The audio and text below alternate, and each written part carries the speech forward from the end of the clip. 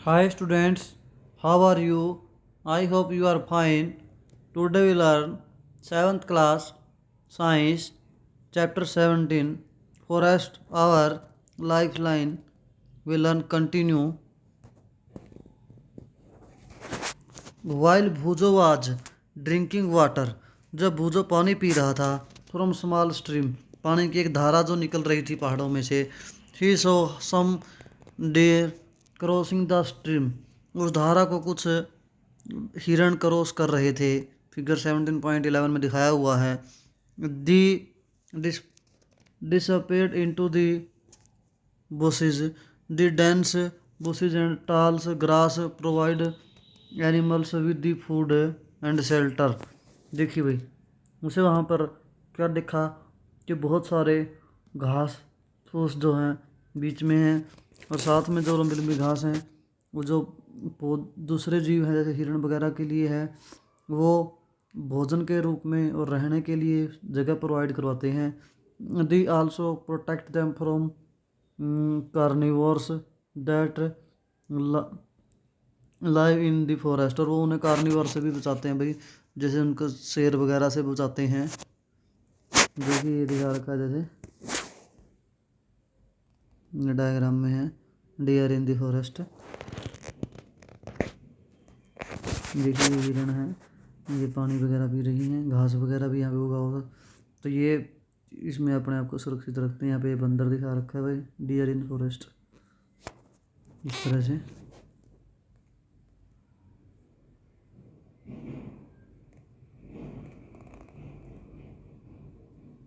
Carnivore that forest. आगे पहेली कहती है, Paheli remembered that the she saw peoples sapling on the side wall in her school.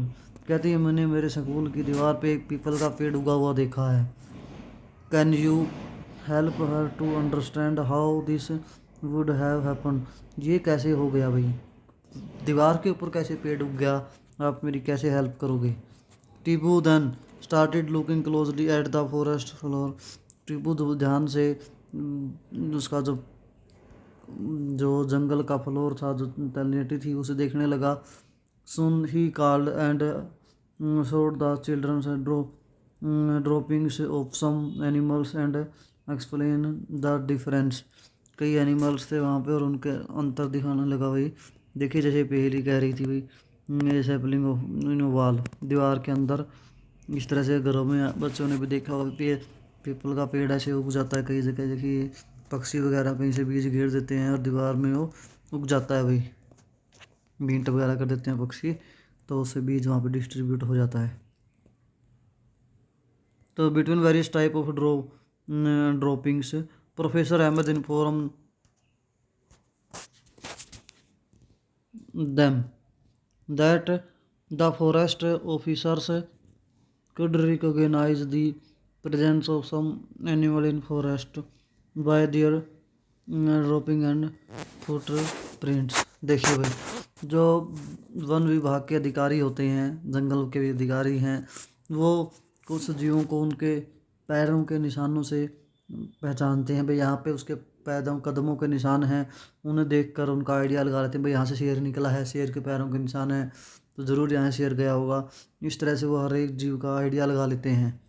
भूजो called everyone and showed them a large decaying heap of animals.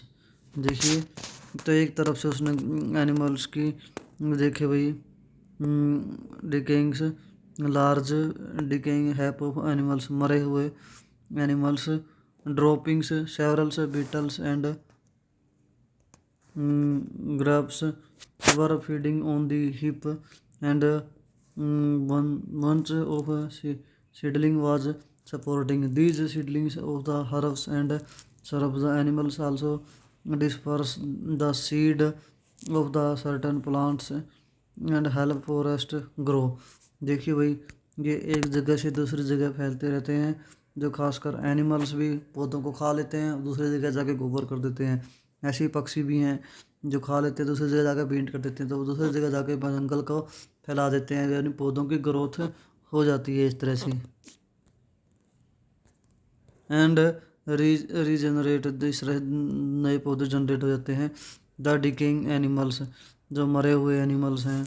Lungs also provides nutrition to the grow, जो मरे हुए हैं या फिर जो जीवों का गोबर वगैरह है, उससे जो पौधों को क्या मिलते हैं, पोषक तत्व मिलते हैं, वे न्यूट्रिएंट्स मिलते हैं। And said professor Ahmad after listening to this, Boojho noted in notebook, वो इसे नोटबुक में नोट कर लेते हैं। By harborings greaters variety of plant, the forest provide greater opportunity for food and habitats for herbivores।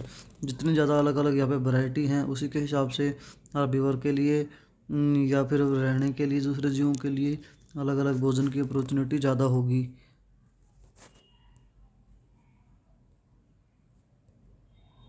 तो large number of herbivores means increasing ability of food for a variety of carnivores. अगर herbivore ज़्यादा होंगे तो मतलब कि पेड़ पौधे ज़्यादा होंगे तो उनके हिसाब से उनकी ज़्यादा होगी, तो कार्निवर को भोजन ज़्यादा मिलेगा और उनकी भी संख्या क्या हो जाएगी, ज़्यादा हो जाएगी। जो wide variety of animals, animals की भी अलग अलग वैरायटी होगी भाई। देखिए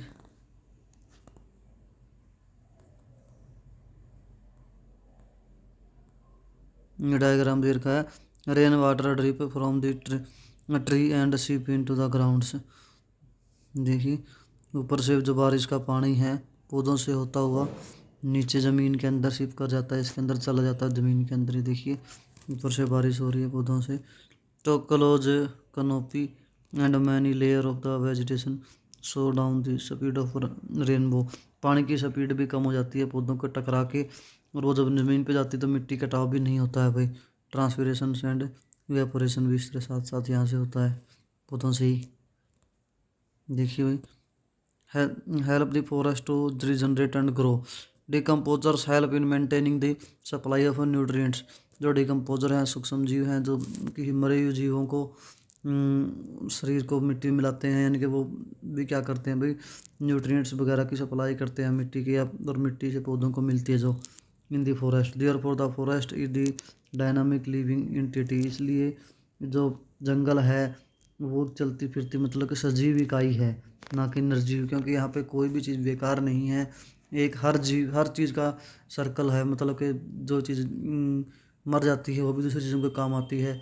इसी तरह से कुछ भी वेस्ट नहीं जाता भाई। Full of full of life and fertility. देखिए it was about afternoon and the children want to go back. दोपहर बाद हो गई थी और बच्चे वापस जाने के लिए सोचने लगे। Tibu suggest another route for going back. उस टीबू ने दूसरा रास्ता वापस जाने के लिए सुगेस्ट किया, भी दूसरे रास्ते से चलेंगे। While the were going back, जब वो वापस जा रहे थे, इट स्टार्टेड रेनिंग, वर्षा होने लगी। How ever surprising the so that the raining drops were not heating the forest floor directly. तो बूंद जो नीचे नहीं टकरा रही थी ग्राउंड से, जो मैंने अभी चित्र दिखाया था पीछे। The upper most layer of the forest canopy interact flow of the rain drop. ऊपर जो पौधों की जो कनोपी थी, जो ऊपर की छतरी सी बनी हुई थी पौधों की, उस पर बूंदे टकरा रही थी। And most of the water was coming down through the branches, और ब्रांचेज से होता हुआ पानी नीचे की तरफ जा रहा था भाई। The stem of the trees from the leaves it was dripping slowly over branch of the shrubs. इस तरह से उनकी टहनियों से होता हुआ धीरे धीरे जा रहा था। फिगर में दिखाया जैसे ऊपर में बताया था। They found that the ground was still dry after about half an hour. 1.5 घंटे बारिश होने के बाद भी नीचे ग्राउंड सूखी पड़ी हुई थी। The rain stopped. They notice that the layer of the dead leaves और the forest floor appear wait.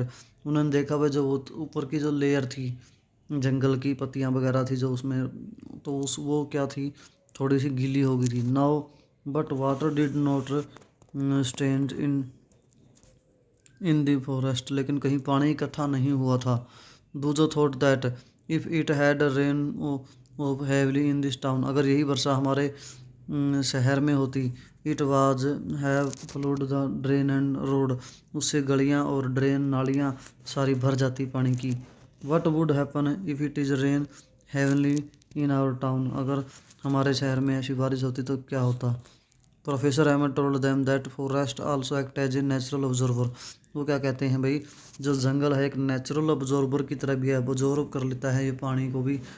Rain water and allow to seep, और उसे ऑब्जर्व करके पानी को सोख के ज़मीन के अंदर पानी चला जाता है। It help maintain the water table through out the year, और सारा साल पानी का जो लेवल है ग्राउंड का वो बना रहता है। Forest not only help in controlling food but also help maintaining the flow of water in the stream. So सिर्फ भोजन को ही कंट्रोल नहीं करता है जंगल, पानी के सर्कल को भी कंट्रोल में रखता है, so that we get a steady supply of water on the other hand.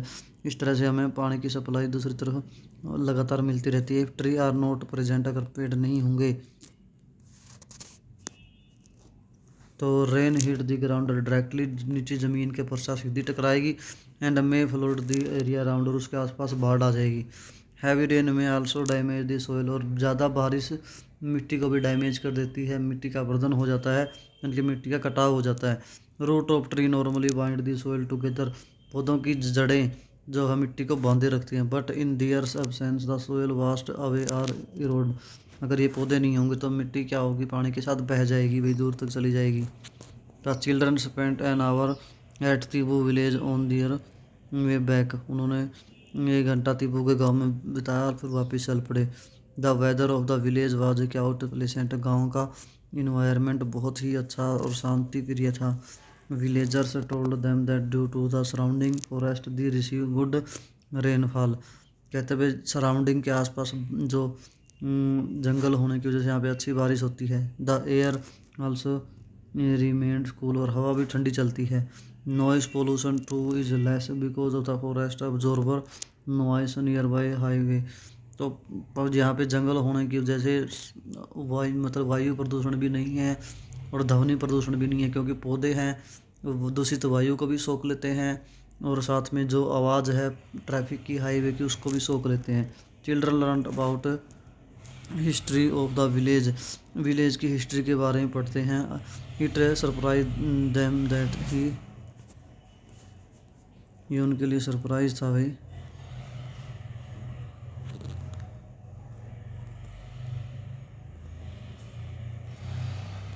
Village and agriculture field of the area were created after cleaning the forest about 60 year ago.